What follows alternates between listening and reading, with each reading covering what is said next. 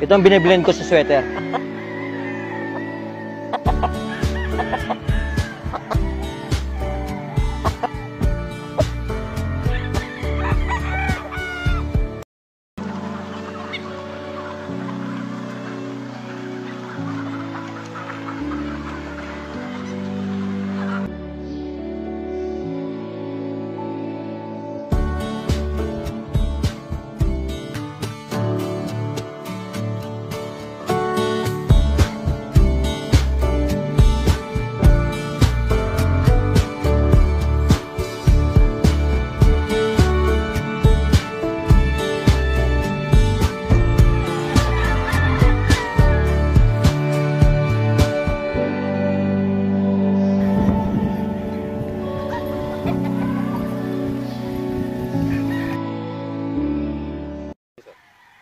Ako si Arno de la Cruz, yung EJ Game Farm, dito sa Suplang, Tanawan, Batangas.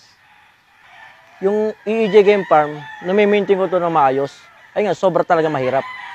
Una-una, ako nagbi-breed, ako nagse-selection, ako tumatari, ako nagpo-point. Kumbaga, napakahirap talaga. Pero kailangan gawin mo para ma-maintain mo maging maayos yung mga bloodline mo. Una-una, may mga laban kami, mga big event.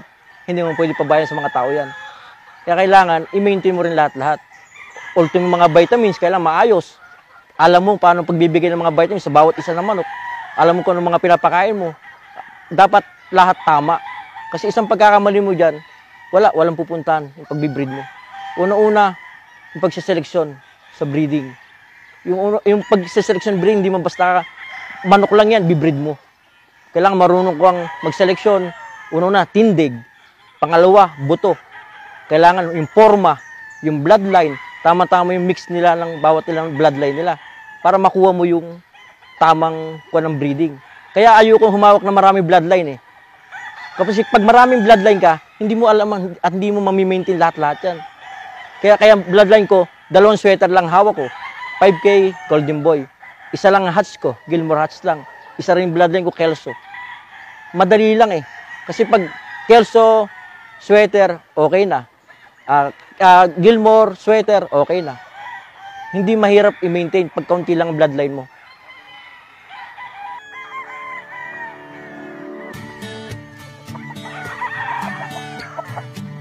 Ito yung isang line ko to. Ito yung sweater na 5K.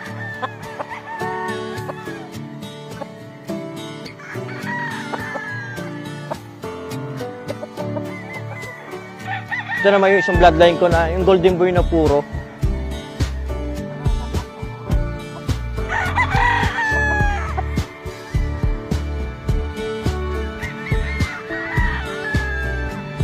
Sila.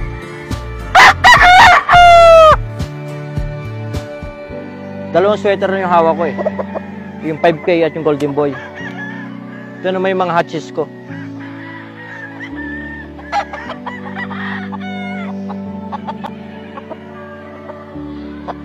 Ito ang biniblend ko sa sweater.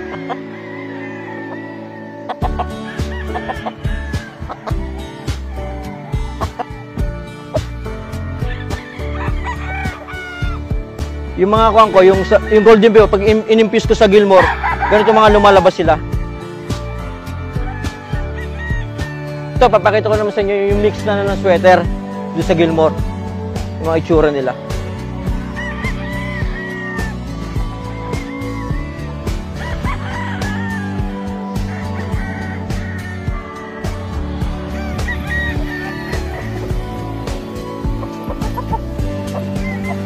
Ito 50-50. Ang nanay nito, Gilmore. Ang tatay nito, Golden Boy. 50-50.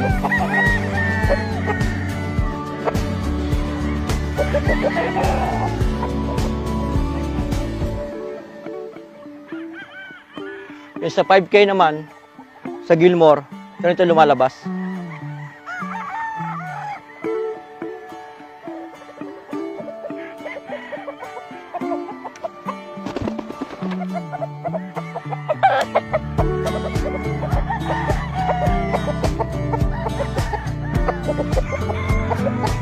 Kay Gilmore.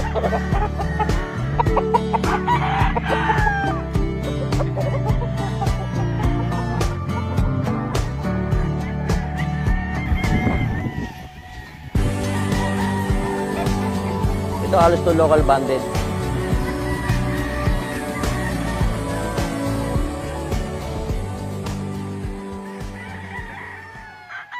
Lahat naman nasubukan ko na eh.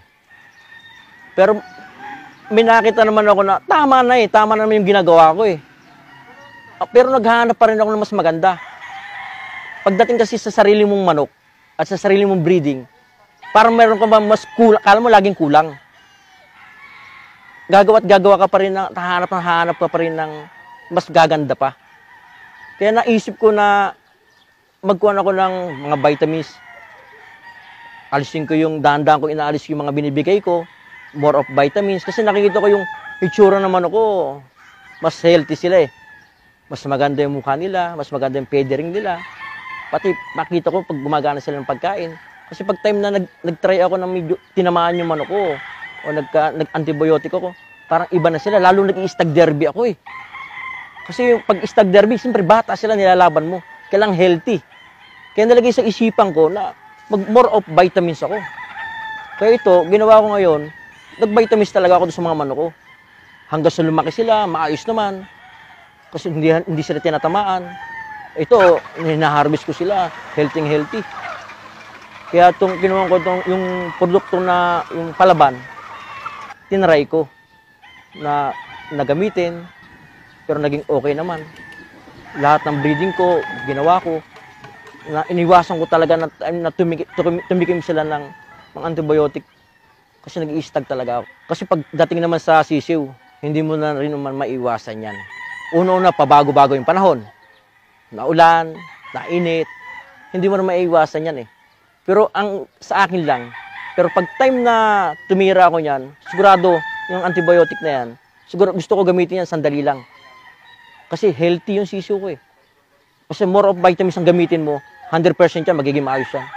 O tatamaan ilang peraso lang yan. Pero pag time na tinamaan yan, binigyan mo ng antibiotic kahit konti lang, magiging okay lang. Pag kuha ka sa more of vitamins, healthy yung mga sisiw mo. Hindi ka magkakaproblema kahit tamaan ka. Ang dali lang yung gamutin. Pero pag time na niluto mo yan sa antibiotic, sasakit talagang ulo mo dyan.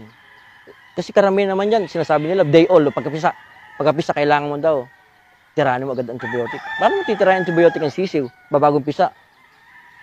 Pag time na subukan mo, nakatikim sila ng ganyan, na immune na yan, pag tinamaan yan, ano pa gagamot mo? Hindi, wala na. Pero pag pisa nila, pina-adapt mo na agad yan yung vitamins na maayos na vitamins, hindi ka mahirapan. Ito subok ko na eh. Nagawa ko na eh. 2 years na to, ginagawa ko. Sa 2 years na ito, naging maayos lahat. Na panay vitamins ang gamit ko, yung palaban na Power Bet.